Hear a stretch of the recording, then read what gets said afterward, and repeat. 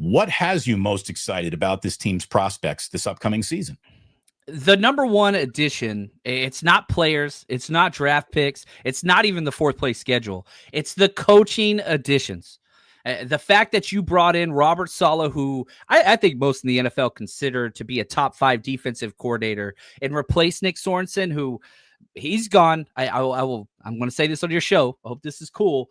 I think he's the worst 49ers defensive coordinator in the history of the franchise. He gave up the most rushing touchdowns in franchise history. Could not stop anybody, not to mention all the blown coverages.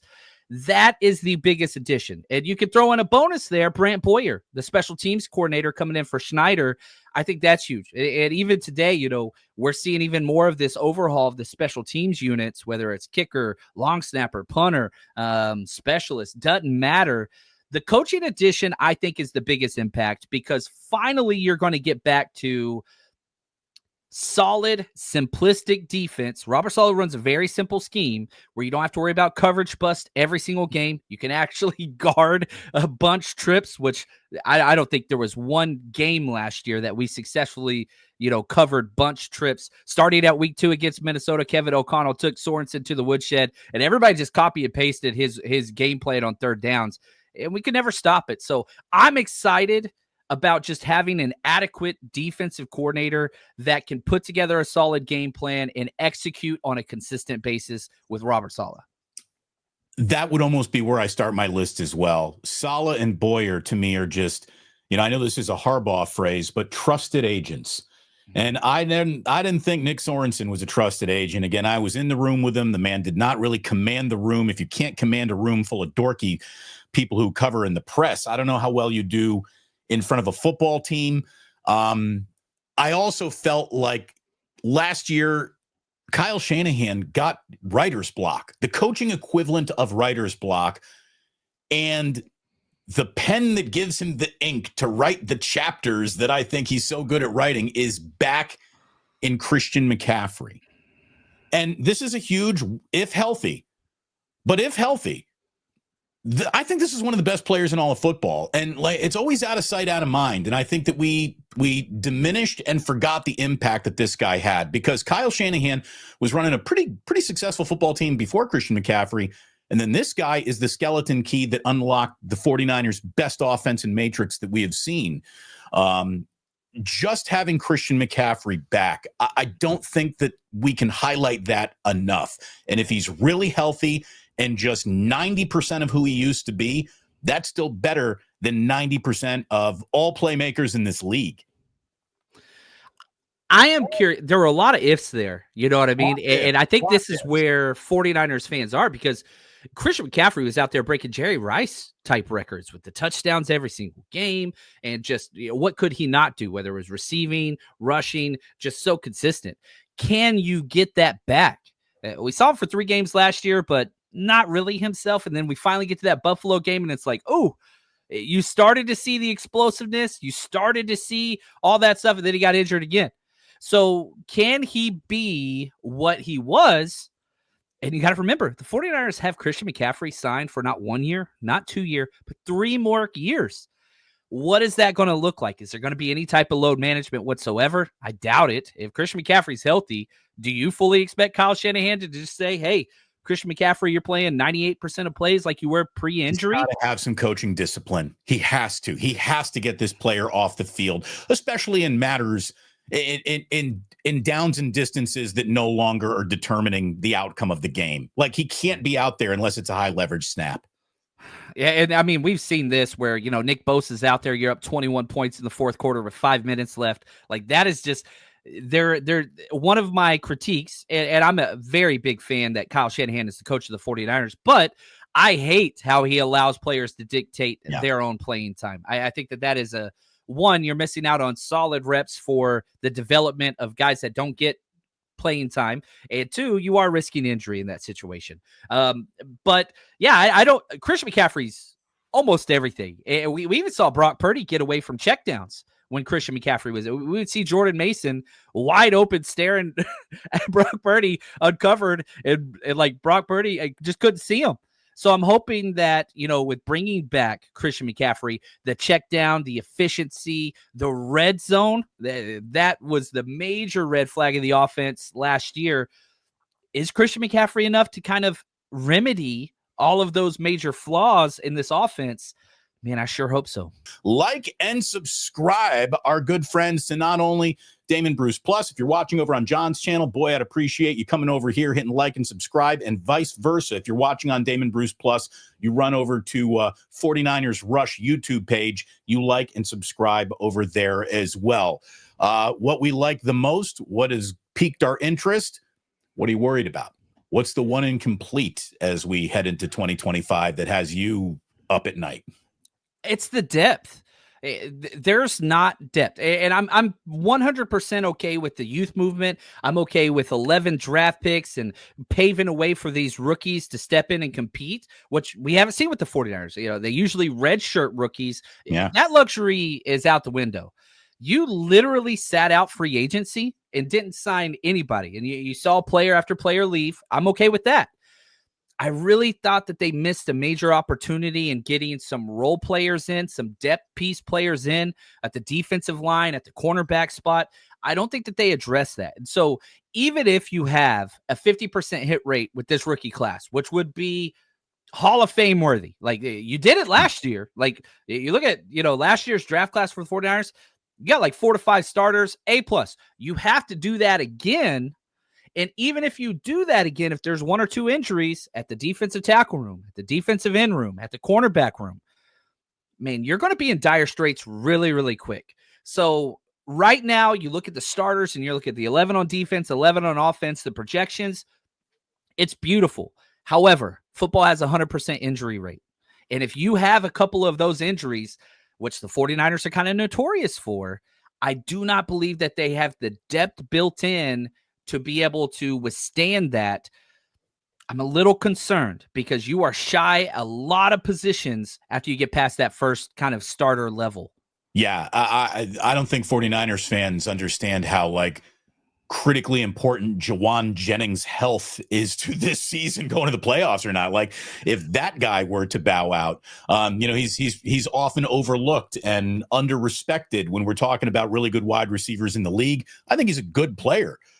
He is one of the 49ers' most important players just by circumstances. And that guy's got to have a huge year. I think we are about to see Christian McCaffrey, George Kittle in the slot and being used more as wide receivers than as their natural positions. Number one, they can do it. Number two, they have to. Yeah, especially early. If you're looking at Brandon Ayuk, who, Mayoko came out and said they're thinking like October-ish, that I still think that's on the early side personally. We'll see in Thanksgiving, everybody. Anything before Thanksgiving would be gravy. So, and then you add on to Marcus Robinson, who I think is who they want the number 3 wide receiver to be. He's got the DUI suspension coming. So for those first 2 to 3 weeks, which by the way, you're playing Seattle week 1, like you come out of the gate, divisional road game, you've got to have that figured out. Now, Kyle Shanahan's at his best in 12 and 21 personnel. That does help. I hope, I really do, Damon, to mitigate some of the Christian McCaffrey usage. Why not go out there at 21 personnel? That's 2 running backs and a tight end. And you've got Isaac Guerrero and Christian McCaffrey in the backfield. You motion Christian McCaffrey out there to the slot. That would just solve so many problems early on. CMC could be a slot guy. I'd be fine. You're not going to really use him as a blocker, especially on the goal line. Let's get Kyle Juszczyk involved in this offense again. You're paying this fullback all this money. Use him. Yeah, and again, we saw Kyle Juszczyk as a 3rd down running back last year with all those running back injuries. I'm not a fan of that one too much, but like the pass protection, I get it. He knows the assignments. He knows the routes. He'll catch it if you throw it to him. But yeah, in the short yardage, man, let's stick to that 21 personnel. Have Kyle Juszczyk in that fullback role, get some fullback overruns. Oh man, you remember this dude scored multiple touchdowns in the Super Bowl. Like he's still efficient. You just got to get him the ball in short yardage situations whenever he's not a true tailback. Use the fullback. Come on, William Floyd. Let's go. Let's go back to the old school, man. The Omega sign. I love that. I think that's what they need. A little old school thumping. They have to run it in when they're inside the 5. I mean, that's big football teams play big boy football. And I guess that brings us to another, what has been a very, cause celeb concern of the 49ers. And that's been their offensive line. Better than a lot of people want to admit, but not as good nearly as what we saw, just win a Super Bowl. I mean, I thought that the lesson of this year's Super Bowl was simply trench warfare matters again in football.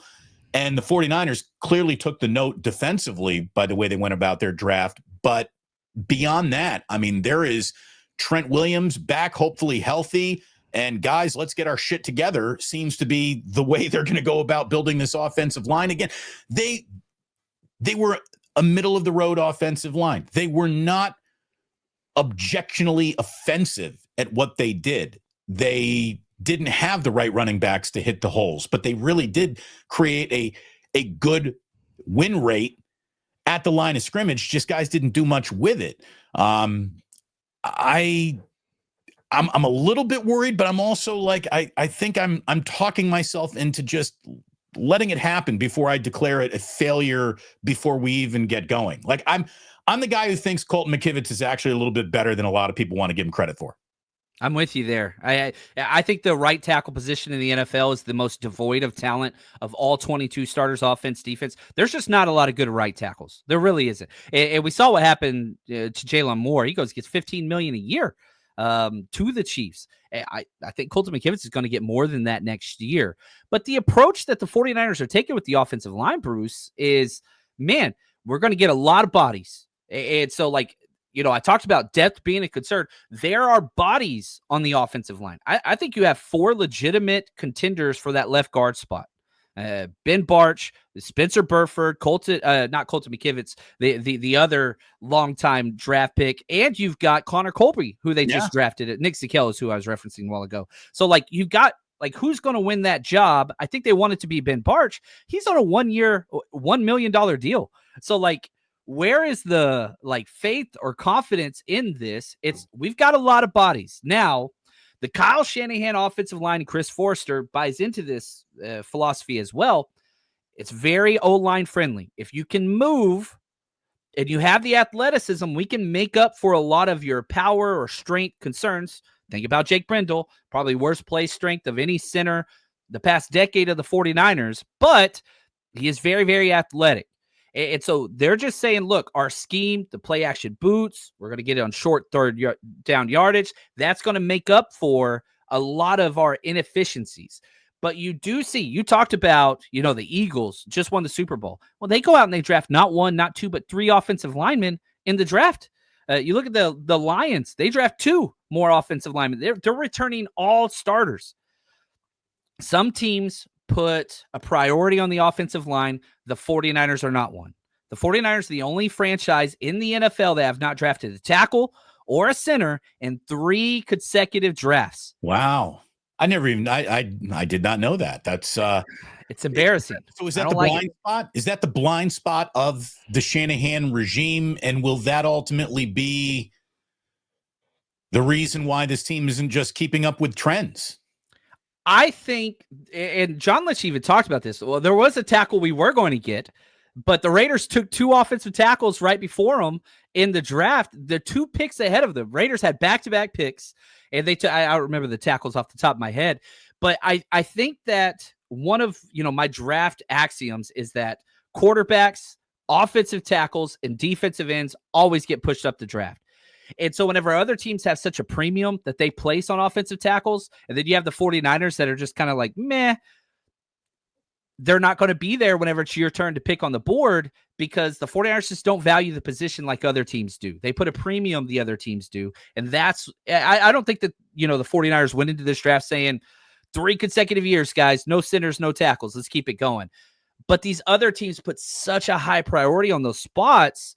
You're kind of left, musical chairs. Sorry, they're all gone because other people push them up their board where the 49ers just do not.